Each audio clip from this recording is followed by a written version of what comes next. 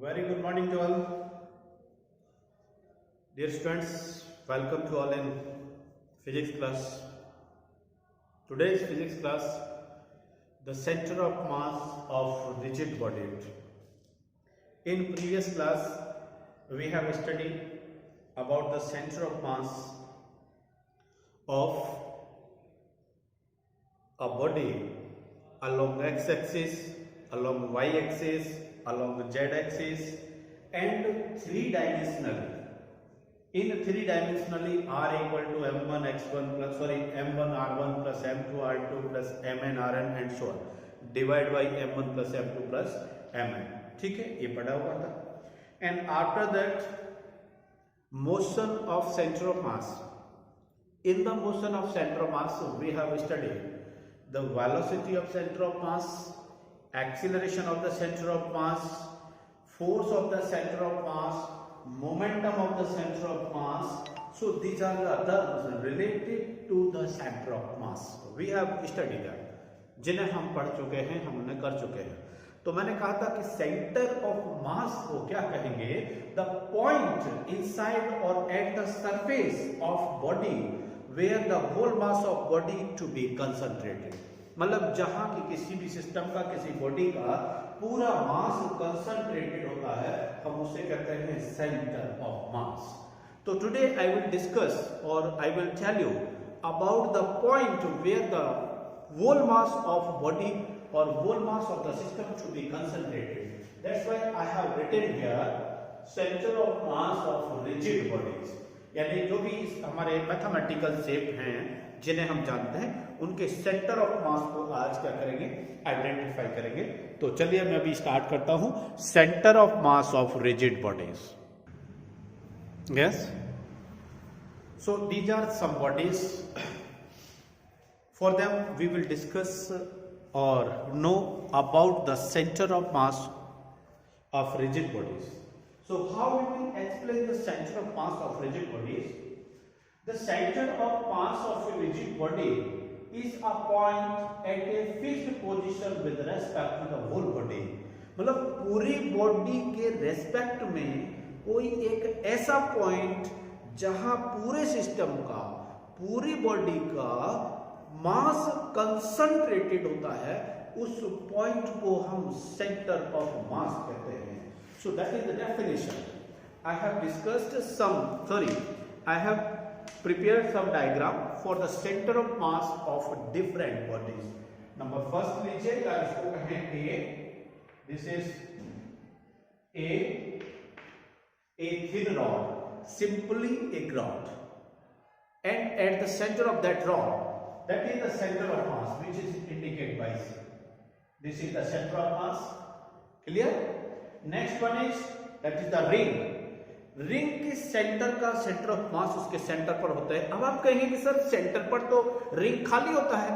Yes, mass of centre ring तो खाली होता है, लेकिन अगर ये काम करे कि सपोज एक जनरली एग्जांपल की बात करूं मैं, तो इस तरह से मैंने कोई ये दे रखा, तो यहां सपोज आपने कोई इस तरह से इसमें थ्रेड्स बांध रखे हो, ऐसे थ्रेडिंग कर रखा है, ठीक, और यहाँ आपने किसी भी फिंगर पर होल्ड कर रखा हो, तो यहाँ ये सबके सेंटर ऑफ मास है, ये सबके सेंटर ऑफ मास है, ठीक. इसे कहेंगे क्या? Centre of mass. ठीक. तो इसी तरह से ये centre of mass of the ring consider किया जाएगा. ठीक है. नेक्स्ट वन इज ये अगर point B. Now C point as a disc. Simple एक सर्कुलर डिस्क है, जैसे प्लेट होता है, like that. The centre of mass of the disc it is also at the centre. This is the centre of mass of a disc. This is point C and it is small d, that is A B C and D. This is the rectangular plate, rectangular lamina या rectangular surface. तो rectangular surface के centre of mass बिल्कुल उसके centre पर. तो कहां होगा? जहां डायगोनल्स इंसेक्ट होंगे, जहां डायगोनल्स मिलेंगे, ये इधर से ये इधर से मिला है बेटा, ये, ठीक. तो जहां डायगोनल्स का इंटरसेक्शन होगा, उस पॉइंट को क्या कहेंगे बेटा? सेंटर ऑफ मास कहेंगे उसको. ठीक है. मैं नेक्स्ट एक और करता हूं. अगला है बेटा क्यूबिकल ब्लॉक. क्यूबिकल ब्लॉक जैसे आपके पास ये रखा है, ठीक. तो क्यूबिकल ब्लॉक में डायगोनल्स को एक दूसरे से मिला दीजिए। जहां डायगोनल एक दूसरे को इंटरसेक्ट करेंगे उस पॉइंट को हम सेंटर ऑफ मास इंडिकेट करेंगे, उस पॉइंट को सेंटर ऑफ मास कहेंगे। तो देखिए कैसे रिप्रेजेंट करोगे। चलिए मैंने कहा देखिए centre of mass of a cubical कैसे, कैपिटल ए, कैपिटल बी और सी एंड डी। ये बेटा ए डैश, बी डैश और इसे कहा सी डैश और इसे कहा मैंने D dash. A B C D कह दिया और A dash B dash C dash कह दिया। ठीक, तो जहां उनकी डायगोनल्स इंटरसेक्ट करेंगे एक दूसरे को, डायगोनल्स इंटरसेक्ट करेंगे, ये डायगोनल्स इंटरसेक्ट करेंगे, उसको कहेंगे बेटा centre of mass. This is the centre of मास। ध्यान रखना, इसे सेंटर ऑफ मास करेंगे। ठीक है, चलिए अगला स्टेप लेता हूं मैं। अगले स्टेप में आगे बेटा क्या, सिलेंडर। सिलेंडर में सेंटर ऑफ मास जो उसकी बिल्कुल लाइन है जिस पर पूरा सिलेंडर कंसंट्रेटेड है, उस पूरे सिलेंडर के लाइन के जस्ट हाफ पॉइंट पर, यानी अगर इसका क्रॉस सेक्शनल एरिया मैं इसको कह दूं, ये क्या है मेरा बेटा क्रॉस सेक्शनल एरिया, और ये यूनिफॉर्म क्रॉस सेक्शनल एरिया है। It is also uniform cross sectional area A. तो L/2 या तो ये कहूं इसे हाइट h/2 हियर और h/2 हियर। तो at the centre, this is the centre of mass for the cylinder. इसके लिए cylinder. Next one is the right angular cone. मैंने कहा सी डी और ये था बेटा point E. It is E, that's the F and G and it is H. ठीक, क्या एच। कोन आ गया, कोन में उसके वर्टेक्स है यानी जो पूरे नीचे बेस है, इस बेस से h/4 हाइट लो या ऊपर हाइट से 3/4 लो। ठीक, ये सेंटर ऑफ मास होता है सी। ठीक, next one is that is the sphere. Sphere का सेंटर ऑफ मास हमेशा सेंटर पर रहेगा, तो चाहे इधर से लीजिए, चाहे इधर से, चाहे इधर से, everywhere remains the center of mass here. This is the center of mass for the sphere. ठीक, तो चलिए मैं इसको एक बार, ये तो थे दो बॉडी जिनका हमने सेंटर ऑफ मास डिटरमाइन किया। अब मैं अगला कंटेंट लूंगा rotational motion of rigid body का। ठीक है, तो चलिए मैं देख लीजिए एक बार सामने, चाहे तो आप स्क्रीनशॉट कर सकते हैं। Yes, the rotational motion of a rigid body. तो after this the center of mass of different bodies, next one is that is the rotational motion of a rigid body। means कोई भी irregular shape का body एक centre के about में अगर rotate करता है, मैंने कहा सपोज मैंने एक होल किया यहाँ और होल के अबाउट में इस डस्टर को मैं इसे रोटेट कर रहा हूं, तो इस तरह से रोटेशन में आएगा। This rotation is known as the rotational motion of body. But in this rotational motion होता क्या है बेटा, इस रोटेशनल मोशन में इस सिस्टम के, जैसे मैंने ये कोई बॉडी ले रखा है, ये कोई इरेगुलर शेप का बॉडी है, रिजिड बॉडी है, तो इसमें यहां भी पार्टिकल होंगे, यहां भी पार्टिकल होंगे, डिफरेंट डिफरेंट बना देता हूं। ये पार्टिकल, यहां particle, different particles are present, सारे पार्टिकल से मिलकर बना होता है बॉडी। ठीक, तो हर पार्टिकल इसकी एक्सिस ऑफ रोटेशन जिसको ओ कहा हुआ है, इस O के चारों तरफ ही घूमेंगे और हर पार्टिकल अपने उसी पोजीशन के अकॉर्डिंग उसी रेडियस को फॉलो करता हुआ ही घूमेगा। मतलब अगर मैं ये बात करूं बेटा, इस पार्टिकल की बात करूं तो इस पार्टिकल का रेडियस ये आएगा, इस पार्टिकल का रेडियस और कम आएगा। जो पार्टिकल बिल्कुल इसके सेंटर के पास होगा उसका रेडियस सबसे छोटा आएगा, जैसे ऐसे इस टाइप से। क्लियर? तो ये हर पार्टिकल, ये पार्टिकल आपका यहां आएगा, ये पार्टिकल इधर आ गया, ये पार्टिकल बेटा यहां आ गया, ये पार्टिकल आपका इधर आ गया। इस तरह से रोटेशन में सारे पार्टिकल्स। ठीक, हर पार्टिकल की rotational motion about origin, about fix axis same होगी, लेकिन सेम किसकी होगी, इस पार्टिकल की पूरे में सेम होगी, लेकिन इस पार्टिकल के रेस्पेक्ट में ये सेम नहीं होगी। क्योंकि इसकी डिस्टेंस कम है, रेडियस कम है। ये पूरा बॉडी एक साथ पूरा राउंड लेगा तो टाइम पीरियड तो सेम हो गया।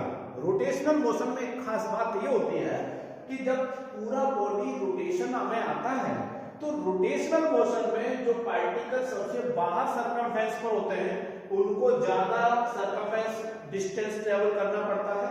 जो पार्टिकल धीरे धीरे सेंटर के पास होते हैं उनको कम डिस्टेंस ट्रेवल करना होता है, चक्कर लगाना होता है। जो पार्टिकल बिल्कुल सेंटर पर होता है वो अपनी ही जगह पर without any rotational motion rest में रहता है, आप ये कह सकते हैं उसको। ठीक है, चलिए तो ध्यान रखना है सबकी रोटेशनल मोशन में जो एंगुलर वेलोसिटी होगी वो अलग अलग होगी। क्यों होगी अलग अलग? क्योंकि फॉर्मूला हमारे पास में मैंने कहा पूरा बॉडी एक राउंड सेम टाइम में ले रहा है। ये घूम के आएगा, मान लो ये पार्टिकल पहले यहां था, फिर यहां आया, फिर इधर आया, फिर इधर आया, इसको तो यहां तक चलना पड़ेगा। अगर मैं पार्टिकल बेटा, अगर मैं कोई दूसरा एग्जांपल ये ले लूं कि ये कहूं कि इसका कोई पार्टिकल मैंने सपोज एक थोड़ा सा सेंटर के पास में मान लिया, सेंटर के पास में ये मान लिया कि मैं इस जगह की बात कर रहा हूं इस पार्टिकल की, तो इसका पाथ क्या आएगा, ये दो बना लेते हैं, ऐसे लीजिए, इस पाथ को फॉलो करेगा। यहां से ये पार्टिकल बिल्कुल इस पाथ को फॉलो करता हुआ इस तरह से इस पाथ को फॉलो करता हुआ चलेगा बेटा, तो इसकी रेडियस छोटी आ गई, इसका एंगुलर वेलोसिटी मोशन स्लो होगा, इसका मोशन तेज होगा। अरे जिसको डिस्टेंस ज्यादा चलना है, टाइम सेम है, टाइम तो इसलिए है कि पूरा सिस्टम, मैंने कहा ये डस्टर है, ये डस्टर पूरा एक साथ चलेगा, तो जो पार्टिकल यहां है सरकमफेरेंस ज्यादा, जो यहां है और कम, जो यहां है और कम। तो इस तरह से पूरा रिजिड बॉडी का रोटेशनल मोशन अभी इसमें पड़ेगा। तो समझ गए होंगे कि रोटेशनल मोशन में क्या होता है। रोटेशनल मोशन में हर पार्टिकल की जो एक पर्टिकुलर डिस्टेंस पर अलग अलग होता है उन सब की स्पीड और वेलोसिटी अलग अलग होती है। बट जी तो क्या कहेंगे रोटेशनल मोशन को, a body is said to be possess a rotational motion if all particles move along circle। सारे पार्टिकल एक सर्किल के अलाउंग मूव करेंगे in plane, in parallel plane, parallel plane पूरा प्लेन पैरेलल आता है, ध्यान रखना पूरा प्लेन इस तरह से पैरेलल चलता है, ठीक, और अराउंड एक्सिस ऑफ रोटेशन, या एक्सिस ऑफ रोटेशन के चारों तरफ घूमते रहेंगे। ठीक है, इसे कहेंगे rotational motion of rigid body. एक बात ध्यान रखेंगे इसकी, जो बड़ी खास बात है, देखो ये और करके यहां लिख रहा हूं मैं, ये लीजिए और करके ध्यान रखना है, every particle at different position have the separate और इंडिविजुअल एंगुलर वेलोसिटी। ये लिखना पड़ेगा इसमें, एवरी पार्टिकल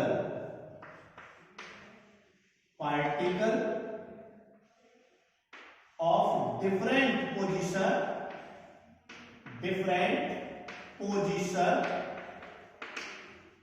has different अलग-अलग different angular rotation,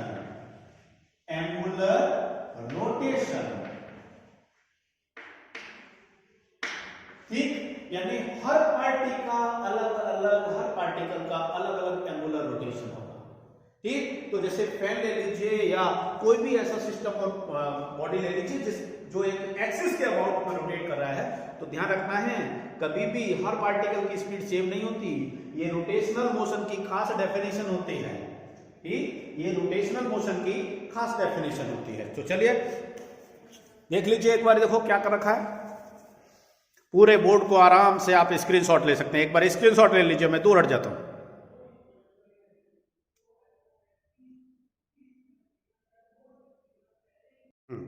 तो पूरे सिस्टम में जो आपके पास में हमने आज के टॉपिक पढ़े, centre of mass of the rigid body पढ़ा, centre of mass of rigid body को डिफाइन किया, उसके बाद अलग अलग बॉडी के सेंटर ऑफ मास डिफाइन किए, ये आपको फॉर्मूले की तरह याद रखने पड़ेंगे। ठीक है, इनको बिना याद किए काम नहीं चलेगा, क्योंकि किसी भी मेडिकल एग्जाम में या किसी भी आईआईटी के एग्जाम में ऑप्शनल क्वेश्चन में ये क्वेश्चन आपको खूब पूछे जाते हैं, या फिर इनके position of the centre of मास पूछे जाते हैं। फिर अब इसके बाद हमारा जो कंटेंट आया जिस पर मैंने बात की थी, ये तो अलग अलग डिफरेंट बना दिया, उसके बाद था रोटेशनल मोशन ऑफ बॉडी, उसके बाद रोटेशनल मोशन में हमने कहा कोई भी सर्कुलर पाथ पर अगर कोई ऑब्जेक्ट और बॉडी अगर रोटेट कर रहा है, मूव कर रहा है, तो उसके लिए हमने पढ़ा क्या, rigid body, sorry rotational motion of the rigid body.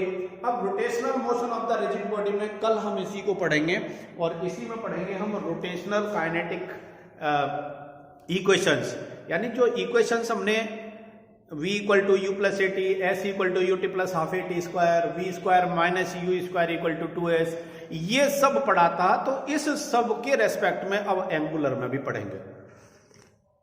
इस चैप्टर में मेनली तो देखो है ये, इस चैप्टर का मेन कंटेंट क्या है, जो हमने प्लेन इक्वेशन में पढ़ा है, जो हमने प्लेन मोशन में पढ़ा है, मतलब स्ट्रेट मोशन में पढ़ा है, उस सारे टर्म्स को हम इसमें रोटेटरी मोशन में पढ़ेंगे। तो ये पूरा चैप्टर इसी चीज का है कि हर पार्टिकल अपनी कहीं ना कहीं छोटी छोटी रोटेशनल मोशन के अराउंड में चलता है, रोटेशनल मोशन के अराउंड में रहता है। ठीक है, तो चलिए अब आप इसको आराम से एक बार देख लीजिए, मैं ज्यादा बड़ा वीडियो नहीं कर रहा हूं। और अगला टॉपिक है तो वो है आपका इक्वेशन ऑफ रोटेशनल मोशन का। इक्वेशन ऑफ रोटेशनल मोशन में जो काइनेटिक रिलेशन आपने पहले पढ़े हुए हैं वही सारे करने हैं। ठीक है, चलिए ओवर करते हैं। Thank you to all of you, have a nice day, wish you all the best.